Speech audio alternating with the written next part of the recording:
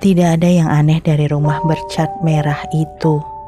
Rumahnya lebar dan memanjang, terletak di pinggir jalan. Di gang itu ada sebuah taman kanak-kanak, warung sayur, warung yang menjual aneka sarapan pagi dan juga beberapa gerai seluler. Semua rumah memiliki penghuni, karena memang gang ini mayoritas penghuninya adalah pensiunan. Ketika rumah merah ini dijadikan hadiah pernikahan kami dari ayah dan mama mertua, saya dan suami merasa senang dan bersyukur. Rumahnya memang tidak terlalu terkesan mewah karena hanya satu lantai saja.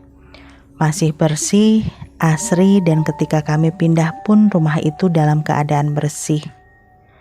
Saya tak banyak mencari tahu bagaimana dan seperti apa rumah itu sebelumnya.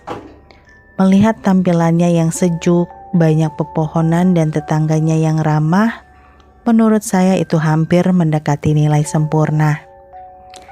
Kami tak banyak membawa perabot karena ayah dan mama mertua sudah menyiapkannya sedemikian rupa. Kami hanya tinggal membawa beberapa koper berisi pakaian dan juga seserahan yang memang belum sempat dibongkar.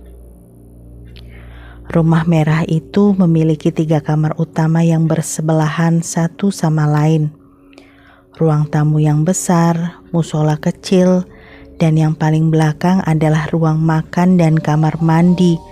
Juga ada sebuah dapur luar dan kamar mandi luar. Jaraknya mungkin hanya beberapa meter saja dari warung tempat penjual aneka sarapan pagi. Kami kerap menyebut penjual warung itu Ibu Odet. Suami saya bekerja pergi pagi dan pulang jam 4 sore. Tapi terkadang dinas di luar kota. Pokoknya dalam 1 atau 2 bulan pasti ada dinas luar kotanya. Saya yang tidak diizinkan untuk bekerja saat itu kadang-kadang merasa kesepian di rumah. Terkadang ketika sudah membereskan segala sesuatunya dan suami berangkat bekerja, saya membeli sarapan di warung Bu Odet. Bukan karena saya tidak bisa membuat sarapan sendiri, namun hanya ingin mengobrol dan memiliki teman saja. Beberapa orang yang melihat wajah baru saya terkesan akrab dengan Bu Odet bertanya-tanya siapa saya. Saya pun berkenalan. Nama saya Dona, suami saya namanya Ajun. Kami baru saja pindah ke gang ini dan baru saja tinggal di rumah merah yang ada di belakang warung Bu Odet. Ibu-ibu sangat ramah ketika berkenalan. Walau setelah berkata bahwa saya tinggal di rumah mewah, ada semacam gestur dan mimik wajah yang tertangkap mata seperti terkejut ketika mengetahui bahwa saya tinggal di rumah merah. Namun ibu-ibu itu tidak menyampaikan apa-apa. Kami selanjutnya hanya mengobrol ala kadarnya. Jika sudah tidak ada lagi pembeli, biasanya saya membantu Bu Odet membersihkan meja dan menumpuk beberapa piring dan cangkir kotor, meletakkannya di bak cucian untuk dicuci oleh asisten rumah tangga Bu Odet. Bu Odet bertanya apa saya betah tinggal di rumah itu. Saya bilang saya betah. Rumahnya nyaman, dingin, dan tetangga-tetangganya juga ramah-ramah. Saya juga suka sekali tinggal di sini karena ramai dan segala sesuatunya ada. Sekolahan, warung sarapan, warung sayur, mau beli pulsa dekat, ya pokoknya saya benar-benar merasa terbantu dan nyaman. Bu Odet hanya tersenyum tipis lalu kembali melayani tamu yang datang. Tidak ada sesuatu yang berarti dari obrolan kami. Pertanyaan Bu Odet hanya seputar itu saja. Apakah saya betah? Apakah saya betah? Dan apakah rumah itu baik-baik saja? Setiap hari selama saya menemaninya menjaga warung. Hingga akhirnya pada suatu hari Minggu yang mendung dan gerimis sejak tengah malam membuat orang-orang enggan keluar. Warung-warung pun tutup, termasuk warung Bu Odet. Saya tidak bisa bermain di sana Dan memang Bu Odet kerap libur ketika hari Minggu karena anak-anak libur sekolah. Saya dan suami tengah beres-beres rumah. Suami bertugas menyapu, mengepel, dan beres-beres, sementara saya membuat sarapan dan mencuci di dapur. Saya mendengar teriakan yang begitu dekat, teriakan histeris dari seorang perempuan, lalu teriakan minta tolong beberapa kali, sebelum akhirnya hening dan tiba-tiba saja tercium aroma anyir yang begitu menusuk indera penciuman. Merasa aneh, merinding dan takut, saya memanggil suami dan ia pun tergopoh-gopoh ke belakang. Ia terkejut mendapati saya yang pucat dengan tubuh gemetar. Suami saya bertanya ada apa gerangan. Lalu saya menjawab, "Apakah Mas mendengar sesuatu?" Sebuah teriakan histeris, teriakan minta tolong. Saya juga mencium aroma anyir yang menyengat, terasa begitu dekat. Saya menunjukkan bulu kuduk saya yang masih berdiri tak berhenti. Suami saya menjawab bahwa dia tidak mendengar apa-apa. Dia sedang mengepel dan membersihkan ruang tamu. Di luar juga tidak terjadi apa-apa. Kalau memang ada sesuatu, pasti terlihat orang-orang yang berlarian ataupun ramai-ramai. Jadi ya sudah, saya anggap itu sebagai ilusi pendengaran saja. Dan hari itu kami mencoba melewatinya dengan biasa-biasa saja. Hingga tiba waktunya suami saya mendapatkan dinas luar kotanya. Ia bertanya apakah saya ingin minta ditemani oleh mama mertua ataupun mama saya sendiri. Saya menjawab tidak apa-apa, saya benar-benar mandiri dan terbiasa sendirian di rumah. Jadi malam itu setelah sholat Isya, saya mengecek beberapa pintu dan jendela, lalu masuk ke dalam kamar. Kamar yang saya dan suami tempati adalah kamar pertama, sementara kamar kedua itu kami gunakan untuk kamar tamu jika ada sanak saudara yang ingin menginap. Kamar ketiga kami jadikan kamar untuk menyetrika, tempat-tempat pakaian, dan banyak gantungan-gantungan pakaian kerja suami dan gamis-gamis saya. Saya baru saja mematikan lampu, keadaan benar-benar gelap. Saya menyukainya karena memang seperti itulah ketika akan tidur.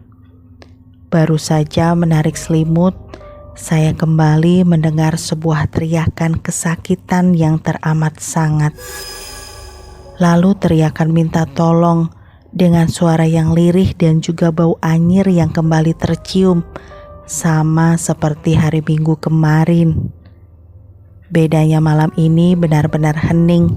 Tidak ada suara hujan, tidak ada suara apapun yang mengganggu. Itu artinya mungkin saja itu bukan ilusi pendengaran. Namun yang tidak saya mengerti adalah dari mana suara itu berasal. Jika memang itu adalah sebuah teriakan, otomatis orang-orang akan keluar. Penasaran, saya menyalakan lampu dan menuju ruang tamu, membuka gorden dan tidak ada siapa-siapa yang lewat. Saya putuskan untuk membuka pintu, berjalan keluar pagar. Mungkin saja suara itu berasal dari suara tetangga saya di rumah yang lain. Namun jalanan terlihat lengang dan remang-remang. Tidak ada siapa-siapa yang keluar rumah. Beberapa orang yang tengah bersiap akan ke pos ronda lewat di depan rumah sambil membawa termos dan senter. Mereka bertanya kepada saya, "Mbak Dona, kenapa ada di luar rumah? Di gang kita tidak ada pedagang kaki lima yang lewat. Kalau mau jajan harus ke jalan besar," ucap salah seorang dari mereka karena mengetahui saya adalah penduduk baru di gang ini. Beliau pikir mungkin saya di luar untuk menunggu pedagang asongan yang lewat. Saya menggeleng pelan dan berkata bahwa bukan sedang menunggu pedagang yang lewat. "Lalu kenapa Mbak Dona keluar rumah? Di dalam saja Mbak, sudah malam." Beberapa orang meminta saya untuk masuk. Sebelum masuk ke rumah, saya mengajukan sebuah pertanyaan. Apa bapak-bapak mendengar sesuatu? Mendengar apa, Mbak Dona? Tanya mereka. Mendengar suara teriakan yang lirih minta tolong. Ekspresi bapak-bapak itu menunjukkan keterkejutannya. Lalu berlalu begitu saja tanpa penjelasan apa-apa. Sampai saya heran dan bingung. Pak, saya belum selesai. Bapak belum jawab pertanyaan saya. Panggil saya waktu itu. Namun tetap saja bapak-bapak yang telah bersiap ronda itu meninggalkan saya begitu saja. Saya kembali ke dalam kamar dan mematikan lampu. Saya berpikir dengan keras. Masa sih tidak ada yang mendengar teriakan-teriakan minta tolong itu? Apa itu tetangga yang tengah menonton televisi ya? Tapi mengapa suaranya begitu terdengar jelas, seolah-olah tengah berteriak dan minta tolong di dalam rumah ini? Saya bingung sendiri dibuatnya. Saya mencoba menajamkan pendengaran, namun karena kelelahan saya akhirnya tertidur. Mungkin saking kepikiran, saya sempat bermimpi berada di dalam sebuah rumah yang hampir semua catnya berwarna merah. Saya melihat ada sebuah keluarga yang tengah makan malam. Seorang ibu dan 2 orang anaknya tanpa ada suaminya. Lalu terdengar suara pintu diketuk. Wanita yang tengah mengenakan daster itu membukakan pintu. Namun beberapa orang mendorongnya ke dalam, membekap mulutnya, dan menarik tangannya ke belakang pinggang, meminta menunjukkan jalan. Semua terjadi begitu cepat dan akhirnya darah-darah nampak memercik di mana-mana. Saya terbangun dan terkejut, menyalakan lampu dan melihat jam. Sudah menunjukkan jam 2.30 dini hari. Saya ke belakang mengambil air wudhu dengan tujuan untuk melaksanakan sholat tahajud. Lagi-lagi ketika berada di ruang makan, saya mendengar suara teriakan histeris, panggilan minta tolong yang lirih, dan juga bau anyir yang kembali menguar, seolah itu tengah terjadi pada ruangan tempat saya berada saat ini. Bulu kuduk saya tak berhenti meremang, bahkan ketika saya melaksanakan sholat tahajud, meminta perlindungan Allah dan meminta keadaan agar baik-baik saja. Suara-suara itu masih tetap saja terdengar di telinga.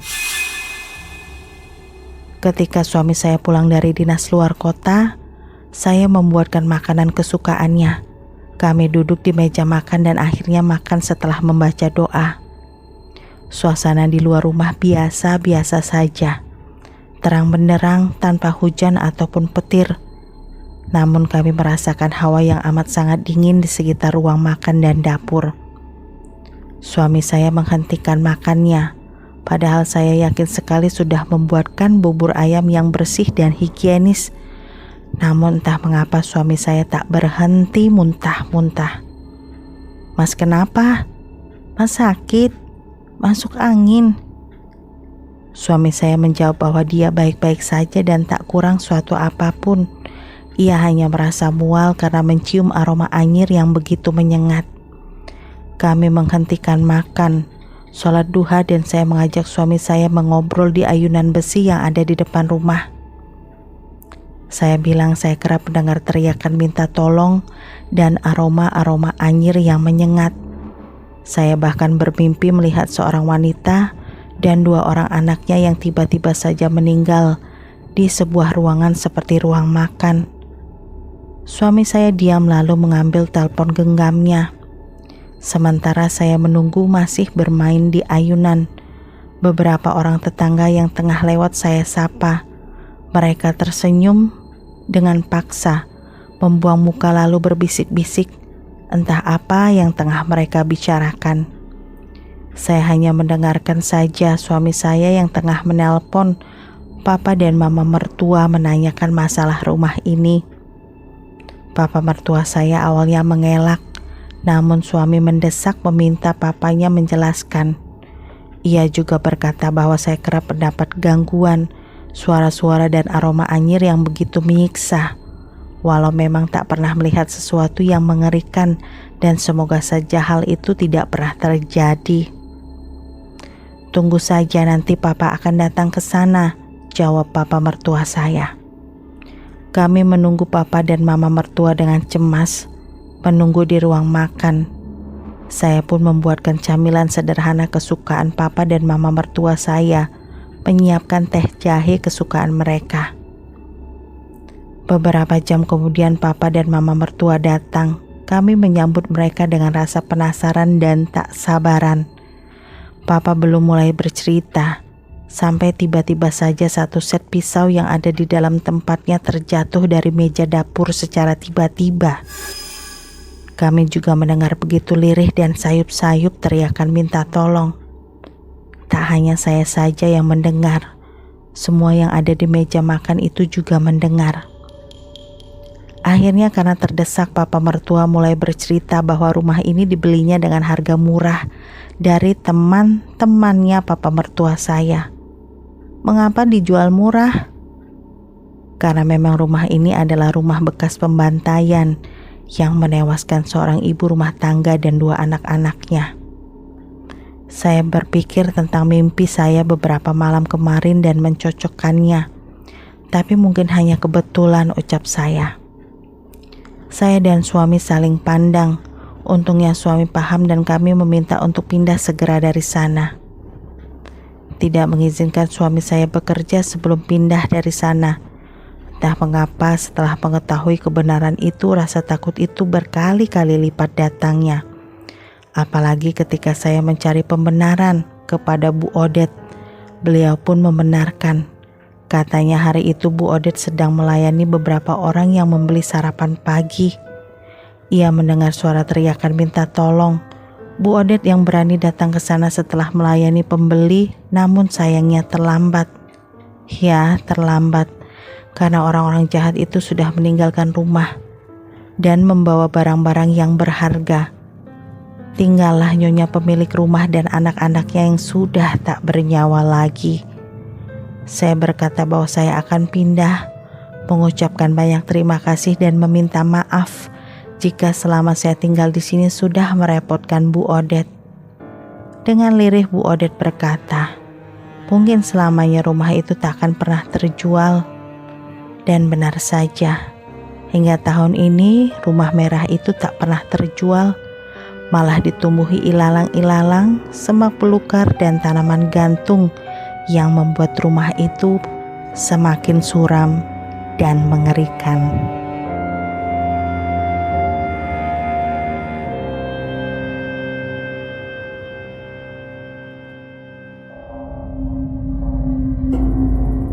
Kamu punya pengalaman horor? Kirim ceritamu ke podcast.ceritahoror@gmail.com.